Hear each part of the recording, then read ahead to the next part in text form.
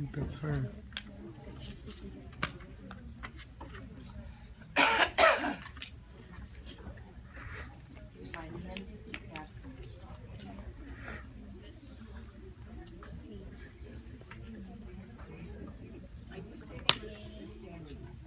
I'm standing and I usually don't leave my phone.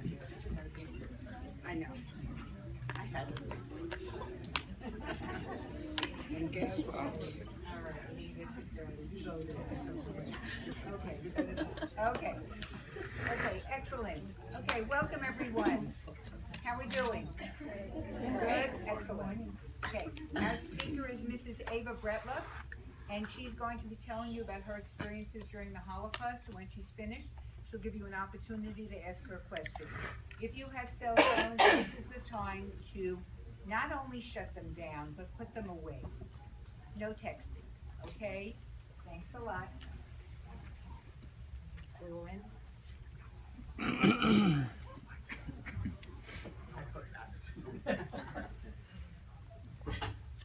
But let me welcome you all. Can you hear me in the back? Yes.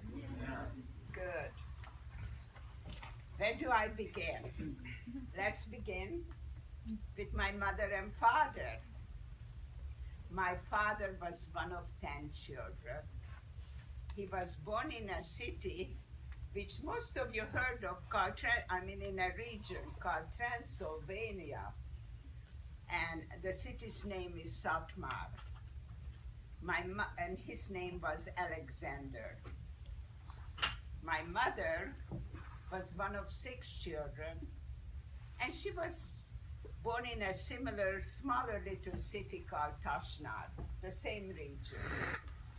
When they got married, they moved to a city called Kolozsvár in Hungarian, and currently it belongs to Romania, Cluj. My father became a printer. He loved working with letters and numbers. And my mother, a hat maker. So I was the only child. She loved to make me cute little outfits, occasionally with matching little hats. So you can imagine I was a little bit spoiled. One day my father comes home and he says, I lost my job. I said, Papa, how is that possible? Last week they honored you as an outstanding worker. And he says, I know, but because I'm Jewish, I lost my job. And at age 4.5, that sounded very, very surprising. And my father had the foresight. He said, let's move to a place where they don't know us. We had a beautiful little apartment. We left everything behind, collected a few personal belongings, and moved to Budapest. The war it was around 1942. The war was raging throughout Europe already, and there was a tremendous shortage of apartments. So they looked and looked, and finally they found a room which they subleased. In one room was a landlady. Her name was Mrs. Gross. In the other room was a single woman who became an SS woman. So you can see the diversity in one little apartment. Both my father and mother found jobs, and I was sent to a little nursery school.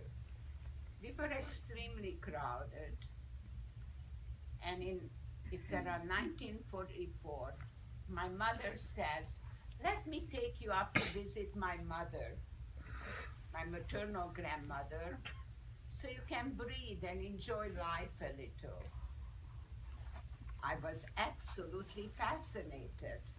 They were growing fruits and vegetables, and the neighbor next door to them had cows, and I was invited to milk a cow.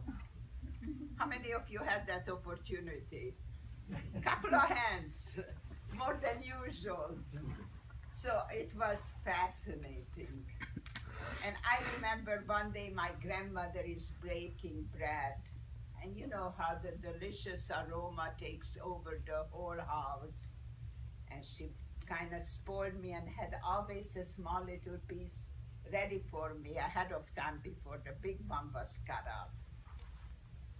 And all of a sudden there is banging on the door. I got scared. I hid behind my grandmother. 2 Hungarian policemen came in. You have a half an hour. Collect your belongings. We are taking you to a labor camp.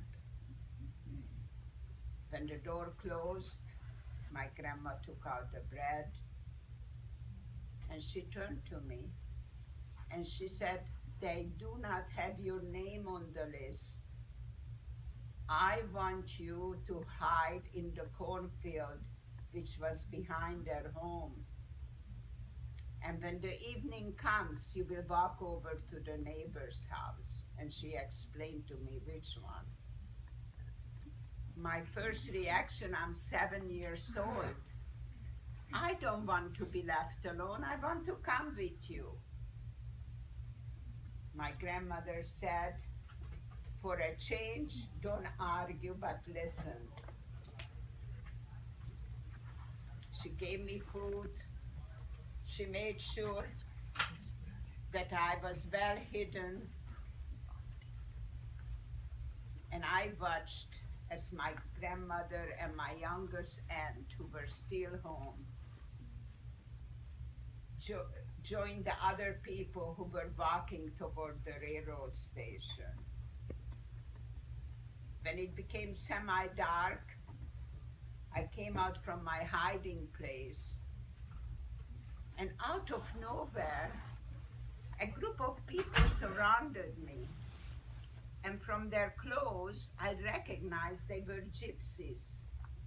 And I was told, you have to be very careful because gypsies love to steal young children.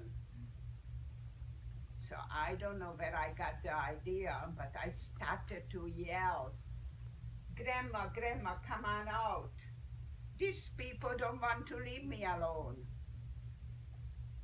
They looked at me, and they actually believed me, and they left. At that young age, I felt so empowered that I fooled them.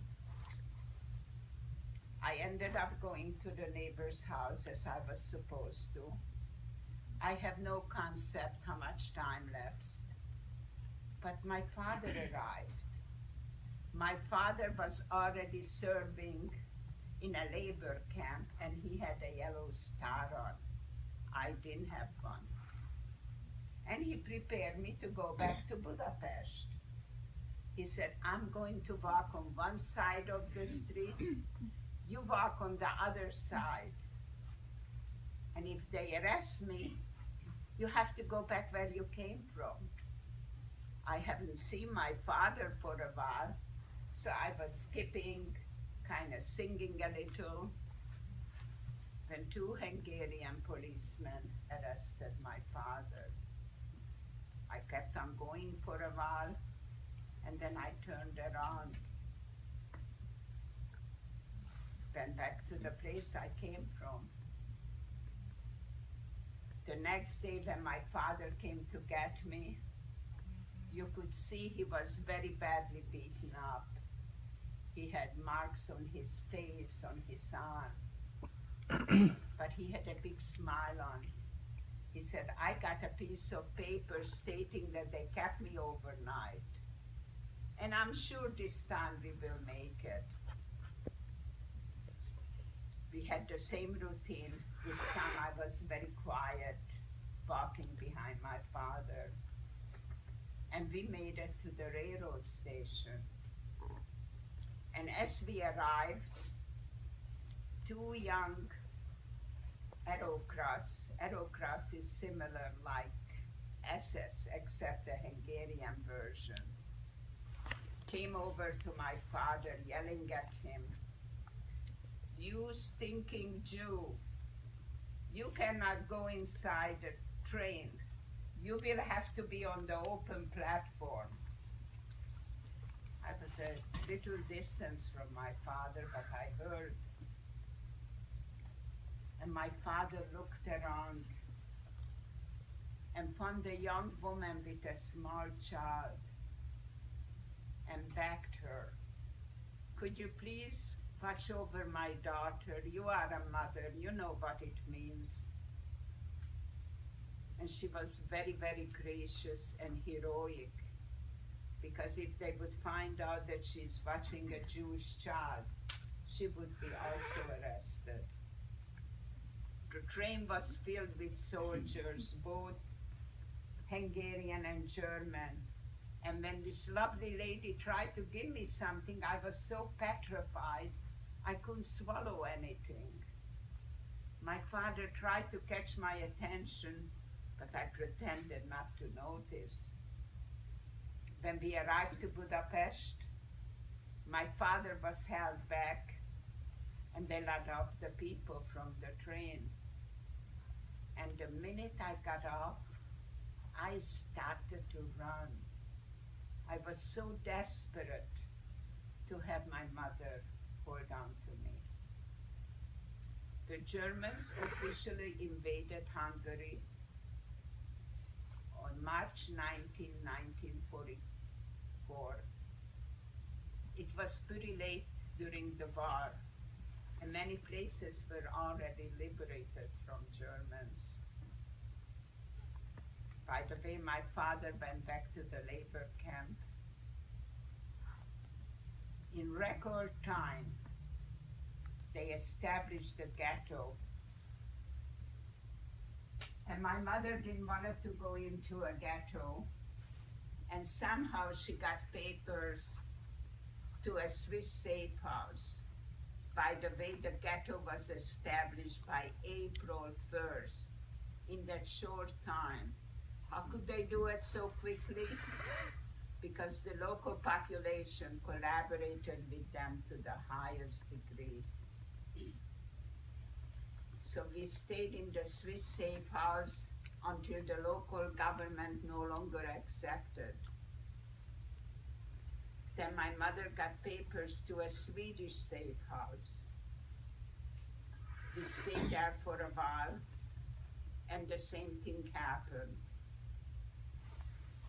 As they were liquidating the building, my mother took me and put me in a wicker basket and put it on top of her furniture and put blankets over me. And she said, "You have to stay there until I come and get you." By the time she came to get me, I was soaking wet for different reasons. I was so embarrassed. My mother helped me to change my clothes. I asked her, "Mama, where did you hide?" She says, "I was hiding in the elevator shaft." I said, "Oh my God, weren't you afraid you would fall?" She says, "No, I knew I had to come and get you." We collected a few of our belongings. It was semi-dark already outside. And as we were ready to exit the safe house, the policeman who was standing guard there said, "Move very, very quickly. I don't see you." There was a curfew and we couldn't be on the street after a certain hour. And my mother turned to me and I kind of became her little confidant. She said, "Where do you think we should go?" And then she remembered that the SS woman's brother we had visited many times, and he used to bring me little toys. And she said, "Maybe he will take us in." As we were walking, he lived in the outskirts of Budapest. As we were walking, my mother said, "I have a big surprise for you. You will have a new last name. My maiden name is Katz." That's a very, very Jewish name. My new name became Eva Nagy, and I'm teaching you a Hungarian word. Nagy in Hungarian means big. I'm not quite 8 yet. And she tells me, "No, you really have